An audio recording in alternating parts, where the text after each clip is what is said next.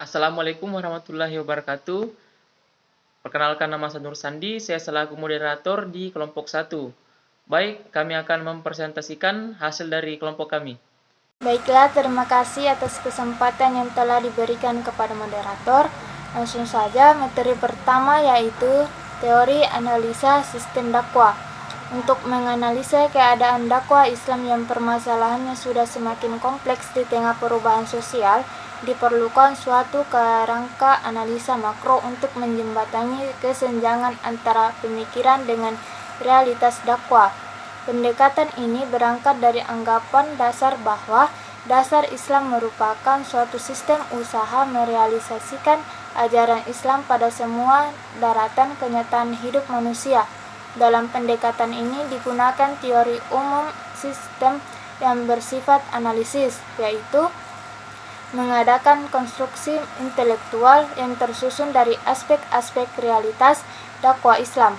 Pada umumnya, sistem terdiri dari 5 komponen dasar, yaitu masukan, proses pengubahan, pengeluaran, umpan balik, dan lingkungan. Adapun definisi ilmu dakwah secara etimologis, dakwah berasal dari bahasa Arab, yaitu dari kata da'ah, yad'u, mengandung arti mengajak, menyuruh, memanggil, maka dakwatan berarti ajakan, seruan, panggilan kepada Islam. Sedangkan secara terminologis atau istilah, dakwah Islam mempunyai beberapa pengertian yang telah diberikan oleh para pakar, diantaranya Syed Qutb misalnya memberikan pengertian dakwah adalah mengajak atau menyuruh orang lain masuk ke dalam sabilillah atau jalan Allah, bukan untuk mengikuti dai atau bukan pula untuk mengikuti sekelompok orang. Buka Zahra menjelaskan bahwa dakwah dapat dibedakan menjadi 2, yaitu pertama melaksanakan dakwah perorangan yang disebut tabligh. Yang kedua, adanya organisasi dakwah untuk menunaikan misi dakwah. Dalam hal ini disebut dakwah bil-harakah atau dakwah dalam arti yang lebih luas. Sedangkan menurut Profesor Dr. Andes Ahmad Mubarak, dakwah ialah usaha mempengaruhi orang lain agar mereka bersikap dan bertingkah laku seperti apa yang didakwakan oleh dai. Seperti dai agama apapun pasti berusaha mempengaruhi orang lain agar mereka bersikap dan bertingkah laku sesuai ajaran agama mereka. Dengan demikian, pengertian dakwah Islam adalah upaya mempengaruhi orang lain agar mereka bersikap dan bertingkah laku Islam atau memeluk agama Islam. Berdasarkan beberapa pendapat di atas, dakwah Islam dapat dikembangkan menjadi suatu proses menyeluruh, baik dengan lisan, tulisan, maupun dengan perbuatan, sebagai ikhtiar umat muslim mewujudkan ajaran Islam menjadi kenyataan dalam kehidupan syahsiah, unsur jamaah dalam semua aspek kehidupan secara berjamaah, sehingga terwujud khairul umat. Sekian pemaparan materi dari saya kembalikan kepada moderator. Baik, selanjutnya saya persilakan kepada Saudari Asanul Amalia untuk melanjutkan materinya. Silakan. Bismillahirrahmanirrahim. Baik, adapun model dakwah tahap pembentukan atau takwim. Pada tahapan ini, kegiatan utamanya adalah dakwah bil lisan atau tabligh sebagai ikhtiar sosialisasi ajaran tauhid kepada masyarakat Mekah. Interaksi Rasulullah SAW dengan para mad'u mengalami interaksi secara bertahap, dimulai dari keluarga terdekat, ihtisal fardi, kemudian kaum musyrikin ijtihad jama'. Sasarannya agar supaya menjadi internalisasi Islam dalam kepribadian mad'u, kemudian apa yang sudah diterima dan dicerna dapat diekspresikan dalam gairah dan sikap membela keimanan atau akidah dari tekanan struktural al-mula dan al-mu'tafin Quraisy Makkah. Hasilnya sangat signifikan. Para atlet dan massa masyarakat menerima dakwanya. Beberapa di antaranya ialah Khalifah binti Khuwailid, atlet ekonomi atau berpengaruh dalam bidang ekonomi, Abu Bakar, atlet politik, Umar bin Khattab, atlet politik, Ali bin Abi Thalib, tokoh pemuda jenius, Utsman bin Affan, atlet ekonomi, Bilal, tokoh buruh atau yang kokoh berakidah dan soleh, Hamzah bin Abdul Muttalib, tokoh pembaring Quraisy, Abu Syar as-Sairaini, tokoh kaum Al-Mutahaffin yang selalu menjauhkan dari keinginan memiliki kekuasaan, dan pembuka Quraisy lainnya. Pada tahap takwim, hakikatnya Rasulullah SAW sedang melaksanakan dakwah untuk pembesaran akidah masyarakat dari sistem akidah yang menjadikan keinginan manusia subjektif yang dipersonifikasikan yang bentuk berhala, Hubal dan teman-temannya sebanyak 359 buah, menuju sistem akidah alamiah yaitu asli dan fitri dengan hanya mengikatkan diri dengan mengesahkan Allah secara murni. Karakteristik teologi Arab jahiliyah menggunakan sistem berpikir bertindak.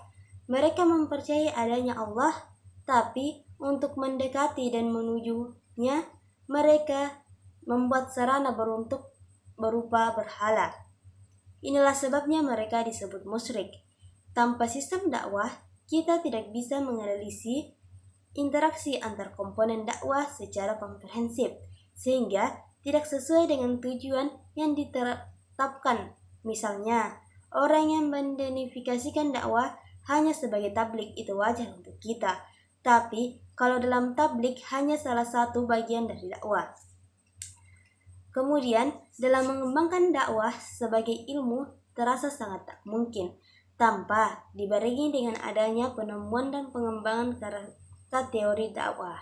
Tanpa teori dakwah, maka hanya disebut dengan ilmu dakwah, tak lebih dari teori dakwah. Maka apa yang disebut dengan ilmu dakwah tak lebih dari sekedar kumpulan pertanyaan normatif tanpa memiliki kadar analisis atas fakta dakwah atau sebaliknya, hanya merupakan kumpulan pengetahuan atas fakta sehingga madul untuk memadu pelaksanaan dakwah dalam menghadapi masalah yang kompleks. Secara akademik, dengan adanya teori dakwah, maka dapat dilakukan generalisasi atas fakta-fakta dakwah, memadu analisa dan klasifikasi fakta dakwah, memahami hubungan antara variabel dakwah, menaksir kondisi dan masalah dakwah, sehingga dengan perubahan sosial di masa depan berhubungan pengetahuan dakwah masa lalu, masa kini, dan masa yang akan datang. Itulah tadi materi yang telah dibacakan Saudari Ahsanul Amalia. Selanjutnya saya persilakan saudari saya yang cantik atas nama Putri Aulia. Silakan. Baiklah, selanjutnya materi keempat yaitu tahap penataan dakwah atau tanzim. Tahap tanzim merupakan hasil internalisasi dan eksternalisasi Islam dalam bentuk institusionalisasi Islam secara komprehensif dalam realitas sosial. Tahap ini diawali dengan hijrah Nabi SAW ke Madinah atau sebelum Yastrib. Hijrah dilaksanakan setelah Nabi memahami karakteristik sosial Madinah, baik melalui informasi yang diterima dari Mu'ab ibn Umar maupun interaksi Nabi dengan jamaah haji peserta Baitul Aqbah. Dari strategi dakwah, hijrah dilakukan ketika tekanan kultural, struktural, dan militer sudah sedemikian mencengkam sehingga jika tidak dilaksanakan hijrah, dakwah dapat mengalami involusi kelembagaan dan menjadi lumpuh. Hijrah dalam proses dakwah Islam menjadi sunnatullah mad'ud atau masyarakat, diajak memutus hubungan dari lingkungan dan tata nilai yang dalim sebagai upaya pembebasan manusia untuk menemukan jati dirinya sebagaimana kondisi fitrinya yang telah terendam lingkungan sosial kultural yang tidak islami. Hal ini berarti merupakan peristiwa menjadi muslim dalam sejarah sebagai perwujudan muslim dalam dunia fitri. Semuanya menunjukkan bahwa tanpa hijrah secara komprehensif, maka kegiatan dakwah kehilangan akar alamiahnya. 3 yaitu tahap pelepasan dan kemandirian. Pada tahap ini, umat dakwah atau masyarakat binaan Nabi Muhammad SAW telah siap menjadi masyarakat yang mandiri, dan karena itu merupakan tahap pelepasan dan perpisahan secara manajerial. Apa yang dilakukan Rasulullah SAW ketika Haji Wada dapat mencerminkan tahap ini dengan kondisi masyarakat yang telah siap meneruskan risalahnya. Selanjutnya, kesimpulan akan dibaca oleh Saudari Nurul Syafika. Silahkan. Kesimpulannya yaitu, dari pembahasan tersebut dapat ditarik sebuah kesimpulan bahwa pada tahap takwin hakikatnya Rasulullah Shallallahu Alaihi Wasallam sedang melaksanakan dakwah untuk pembebasan akidah masyarakat dari sistem dakwah yang menjadikan keinginan subjektif manusia. Aspek tujuan sistem dakwah Islam mewujudkan pribadi muslim, keluarga muslim, masyarakat yang berkualitas khairah ummah, dan daulah thayyibah yang menerapkan syariah sehingga tercapai falah dan hasanah dunia maupun akhirat. Itulah tadi hasil dari kelompok kami. Sekian, terima kasih. Wassalamualaikum warahmatullahi wabarakatuh.